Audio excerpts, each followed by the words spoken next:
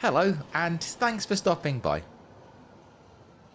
Stretching for about 3/4 of a mile between Euston Road and Oxford Street, and connecting Hampstead Road to Charing Cross Road, Tottenham Court Road is one of London's most recognisable street names, even more so nowadays thanks to its inclusion on the new Elizabeth line.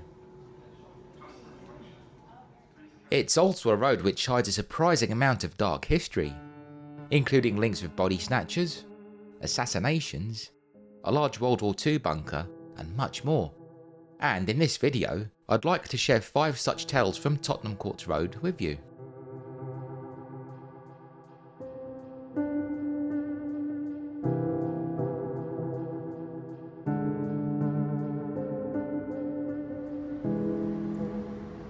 With the Euston Tower bearing down on its northern end, and the Centre Points Tower dominating the south, both of which are distinctive 1960s buildings, Tottenham Court Road has a decidedly modern feel, especially when you consider that, until relatively recently, it was also known for its large concentration of electronic shops.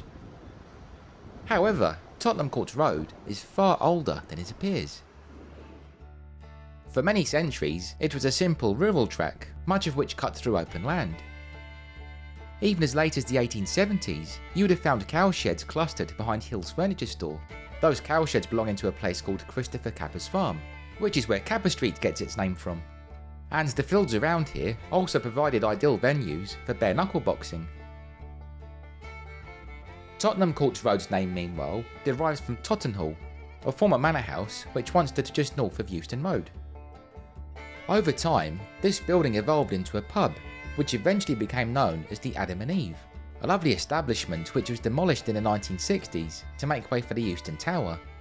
Quite a travesty, I think you'll agree. Due to its once isolated, backwards feel, Tottenham Court Road was a particularly dangerous place after dark, a favourite haunt of highwaymen who'd target travellers making their way between central London and what were then far-flung villages, such as Hampstead and Kentish Town. A look through the newspaper archives reveals numerous reports of such robberies. In March 1729, for example, a lawyer named Mr. Ward was attacked by 2 highwaymen between Tottenham Court Road Turnpike and St Giles Pond. It would appear Mr. Ward was rather fond of silver. His watch and riding spurs were fashioned from the precious material, as was a sword he carried. Needless to say, the pair of highwaymen helped themselves to these treasures, although they snapped the sword in half and sent Mr. Ward's horse galloping off into the night. If that wasn't enough, they then proceeded to beat their victim so violently that he now lies at the point of death.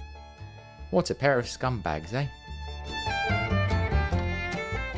Less than a week later, 3 highwaymen, all packing pistols, robbed a coach near the same spot.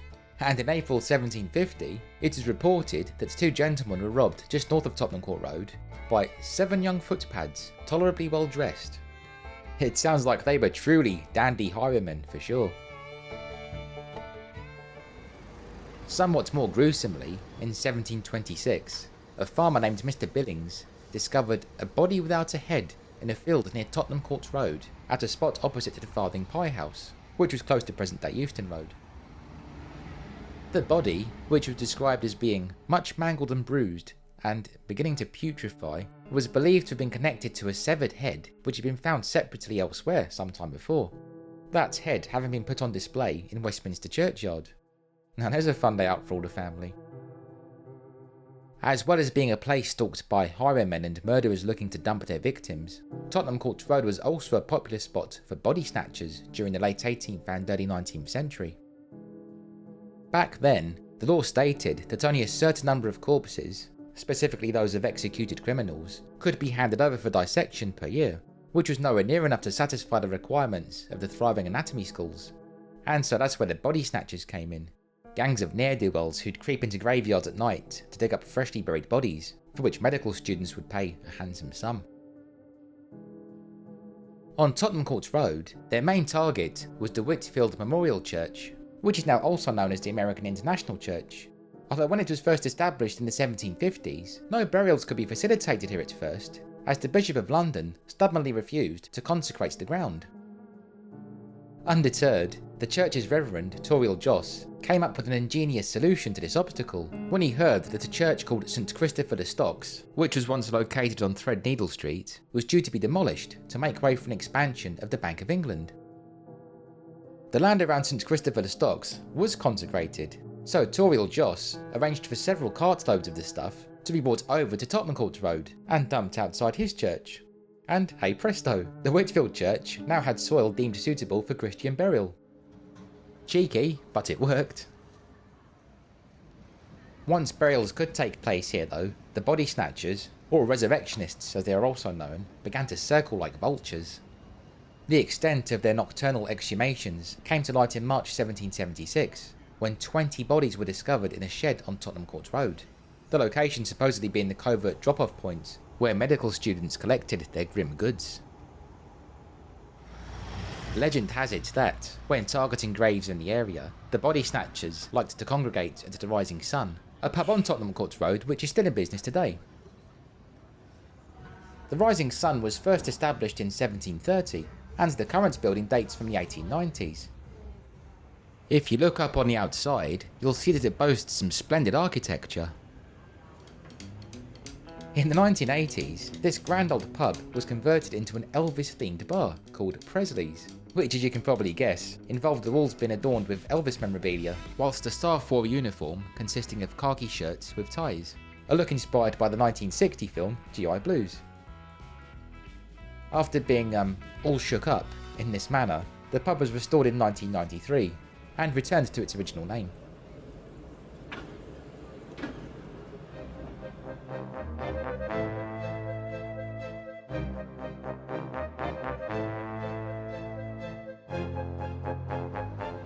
At around 5:30 PM on Monday the 17th of October 1814, Tottenham Court Road became the scene of one of London's most bizarre disasters, an event that came to be known as the Great Beer Flood. Had you stood on the corner of Tottenham Court Road and Great Russell Street, roughly where the Dominion Theatre is now located, in the early 19th century, you would have seen the Horseshoe Brewery, a large complex which proudly boasted a collection of mighty wooden tanks, 20-foot tall behemoths, which were each capable of holding the equivalent of 3,500 barrels of ale. These beery monoliths were held together with iron rings, but on that fateful autumn afternoon in 1814, a tough band on one of the barrels snapped, causing the vat to burst, unleashing a tidal wave of booze, which, like a domino effect, crashed into the other barrels, sending some 320,000 gallons gushing out along Tottenham Court Road, in what was said to be a 15-foot high tsunami of beer. This terrifying wave tore into a slum called the St Giles Rookery, located at the southern end of Tottenham Court Road, which, being a desperately poor area, had many people living in basements. The deluge into these cramped cellars resulted in the deaths of 8 people, who were either drowned or crushed by debris. Tragically, 4 of those who died were mourners who'd gathered for the wake of a 2-year-old child. How unlucky can you get? For those not inundated though, the beer flood provided a golden opportunity to procure as much booze as they could, and many rushed out into the street to fill bottles up, whilst others simply supped the beer directly from the huge lake. In court, the disaster was deemed an act of God, meaning no mortal was held accountable for the freak incident, and the Horseshoe Brewery remained on Tottenham Court Road until 1922.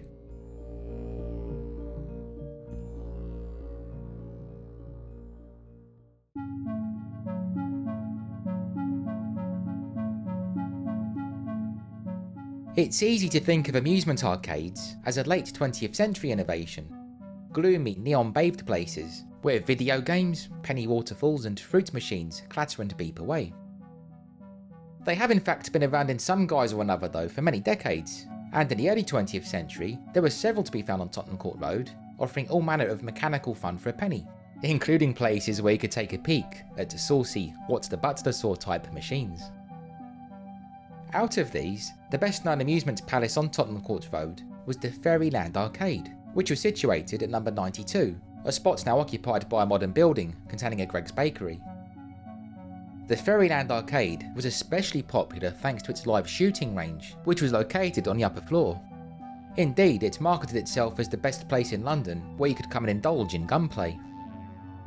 Because of this, numerous radical activists were drawn to the arcade in the early 1900s for the purpose of using its shooting range as an unofficial training facility, the most notorious example being a fellow named Madan Lal Dingla.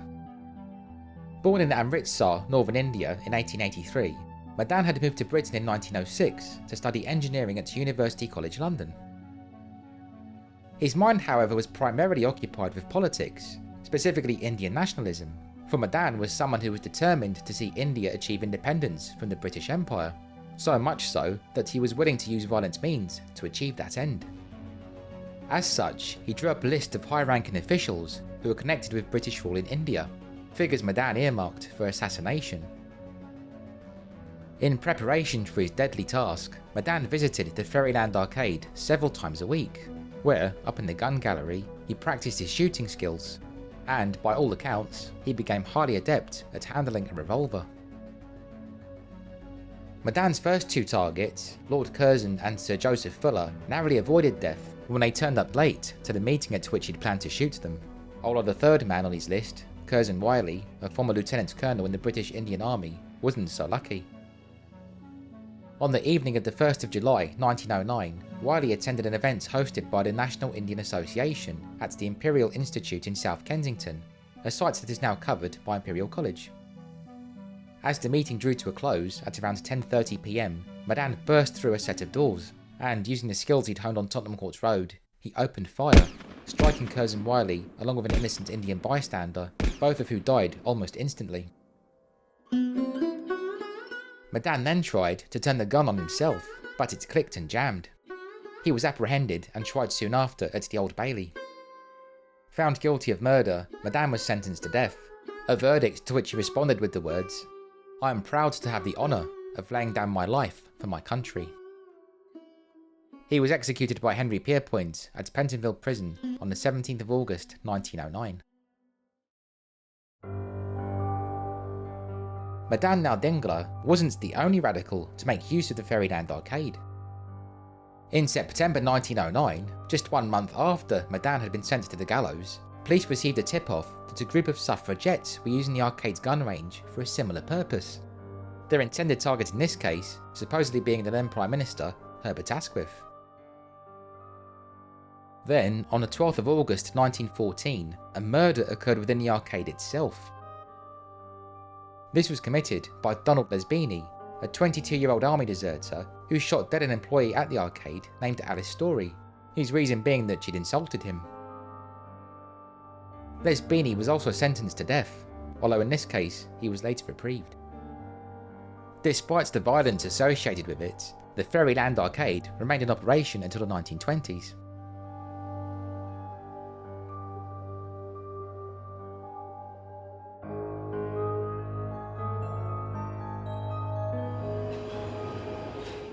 With 3 stations dotted along its length, Tottenham Court Road is well served by the London Underground. Let's take a look at each station in turn. First up, of course, is Tottenham Court Road station itself, which is located at the southern end on the junction with Oxford Street. This station was first opened by the Central London Railway, now the Central Line, on the 30th of July 1900, a day which saw many VIP guests take a special trip on the inaugural train. The most famous of who was the American author Mark Twain.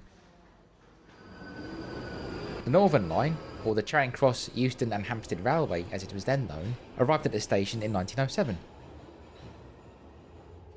As it now accommodates the Elizabeth Line as well, Tottenham Court Road station has grown to become very huge indeed. It even has an entrance all the way down by Dean Street, and the platforms stretch deep beneath Soho Square. Back at the older Central and Northern Line platforms, the most striking thing you'll notice are the many colourful mosaics, which were designed in the 1980s by Edoardo Palozzi, the Scottish-Italian artist who is widely considered to be one of the pioneers of pop art. Born in Leith in 1924, Palozzi was a man who suffered great tragedy in his formative years. Being of Italian heritage, he was placed in an internment camp in June 1940, despite being only 16 years old, as were other members of his family. Not long after, his father, grandfather and uncle were transferred to a camp in Canada, although they would never make it there, for the ship they were travelling on, the Amandora Star, was sunk after being torpedoed by a German U-boat off of the coast of Donegal, leading to the deaths of all 3 of Palazzi's relatives, along with over 800 other souls. A memorial to this horrific event, unveiled in 1960, can be seen outside St Peter's Italian Church on Clerkenwell Road, about a mile from Tottenham Court Road.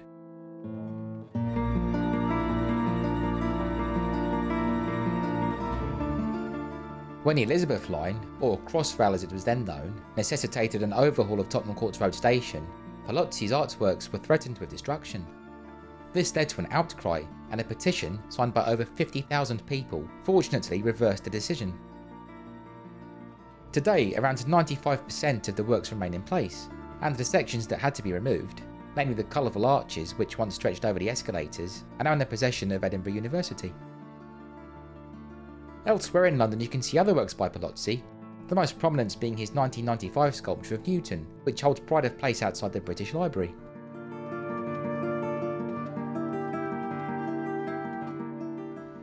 If you'd like to see what Tottenham Court Road station looked like prior to the installation of Palazzi's distinctive mosaics, then you should watch 1981's An American Werewolf in London, as it's on the northbound Northern Line platform. That's the hapless late-night commuter Joel Brinsley, played by Michael Carter, encounters David Kessler in werewolf form, leading to a terrifying chase through the station's eerily deserted corridors.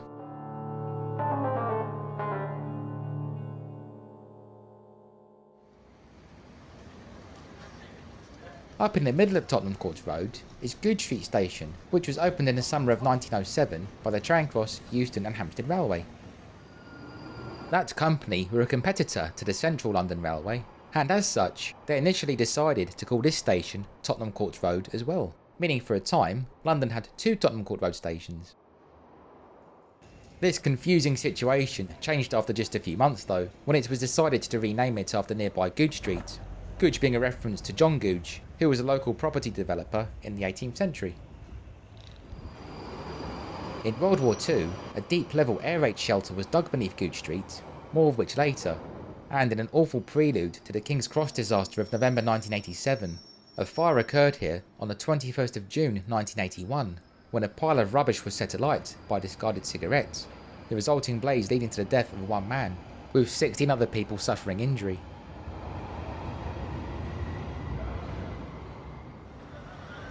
The northern end of Tottenham Court Road is served by Warren Street Station, which, like Goodge Street, first opened in 1907. Originally, the station was known as Euston Road, and you can still see an old sign bearing this name down on the platform. The Victoria line arrived here on the 1st of December 1968, bringing with it this jazzy maze motif. A warren, get it? Which was designed by Alan Fletcher, and is indeed a solvable puzzle. Feel free to pause the video now and see how long it takes you to crack it. Apparently it shouldn't take more than a few minutes. In other words, the time it takes to wait for the next train. Similar to Tottenham Court Road Station, Warren Street Station has also starred in the cult horror movie, in this case 1972's Deathline, in which the northbound Northern Line platform is stalked by a group of tunnel-dwelling cannibals.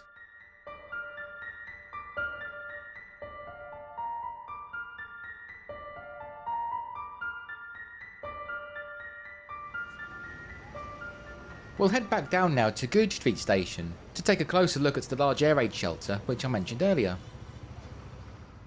There are 2 entrances to the old shelter, which I should say is not accessible to the public. The most prominent one is tucked between Cheney Street and North Crescent, where you'll also find this old war memorial. And the other, which is somewhat more discreet, is hidden away on Tottenham Court Road itself. The shelter beneath Goodge Street Station is one of 8 deep bunkers constructed alongside the tube during the Second World War. The rest were built at various other points along the Northern Line. Each shelter consists of a pair of tunnels, each being 1,200 foot long, which are kitted out with bunk beds, kitchens, medical bays, lavatories and so on. It was hoped that, after the war, they could be converted into rail tunnels as part of an express tube line, although this never happened of course. Today, the Cheney Street entrance is known as the Eisenhower Centre, as this bunker was indeed offered to General Eisenhower during the war, although it's not entirely clear if he ever used it. The shelter was certainly used by the United States military though, both as a hostel for troops and as a base for the Army Signal Corps in the lead up to D-Day. After the war, the shelter remained in use as a hostel, accommodating British troops who were passing through the capital en route to overseas postings. This setup remained in use until 1956, when the tunnels were damaged by fire, and today the shelter is owned by a secure storage company called Iron Mountain. Close to the bunker, albeit above ground, is the most famous shop on Tottenham Court Road, the furniture specialist Hills, and in World War II, the textile workshops here turned their hands to producing parachutes for the war effort. Opposite Hills stands a rather forlorn-looking coffee shop. The reason it looks so isolated is that on March the 25th, 1945, a day that happened to be Palm Sunday, the spot was struck by one of the Nazis' dreaded V-2 rockets, the world's first long-distance guided ballistic missiles, destroying most of the surrounding buildings.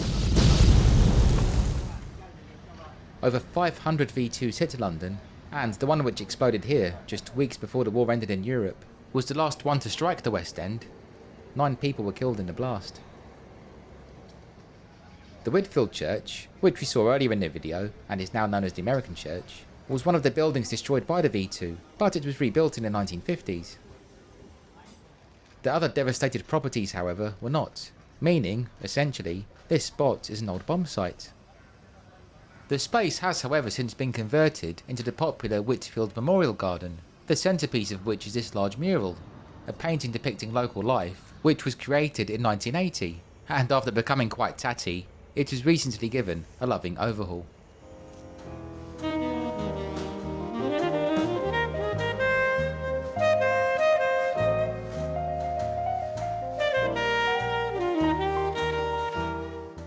Thank you so much for watching. I hope you enjoyed this look around Tottenham Court Road, and would love to hear your own thoughts and memories about this famous address. Do you remember Presley's Bar? What are your thoughts on Edoardo Palazzi's mosaics? And how long did it take you to solve the Warren Street maze? Please be sure to let me know in the comments. Thank you so much to all of you who support my channel with your kind words, likes and shares. I couldn't do this without you. If you haven't yet subscribed to Rob's London, then I'd appreciate it very much if you could please consider doing so, as this, along with clicking the bell icon to receive notifications, will ensure that you don't miss out whenever I publish a new video. Plus of course it would be wonderful to have you along. If you're feeling extra generous, you can also support my work with a tip via either my Ko-fi account, which I'll link below, or the YouTube thanks button, which appears as a heart icon beneath the video. Any such financial donations are of course greatly appreciated, and they really do help go towards creating content. Anyway, on that note, thanks again for watching friends, stay well and please be sure to stay tuned.